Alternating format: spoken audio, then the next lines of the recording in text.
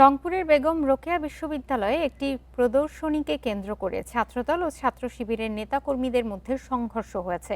এতে অন্তত ৫ জন আহত হয়েছেন। সোমবার সন্ধ্যা ৭:৩০টার দিকে সংঘর্ষের পর পুরো ক্যাম্পাসে উত্তেজনা ছড়িয়ে পড়ে।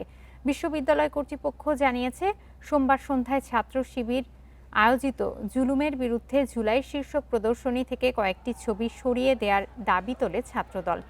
এ নিয়ে দুপক্ষের মধ্যে প্রথমে বাকবিতণ্ডা হয়। এক পর্যায়ে ধাওয়া পাল্টা ধাওয়া, ইট পাটকেল ও চেয়ার নিক্ষেপের ঘটনা ঘটে। এতে ৫ জন আহত হয়। পরে বিশ্ববিদ্যালয় প্রশাসন ও আইনশৃঙ্খলা বাহিনী পরিস্থিতি নিয়ন্ত্রণে আনে।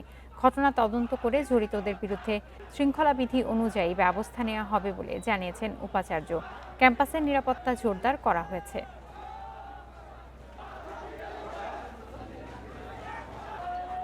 ভিডিও ফুটেজের মাধ্যমে বিভিন্নভাবে আমরা সেটা দেখবো।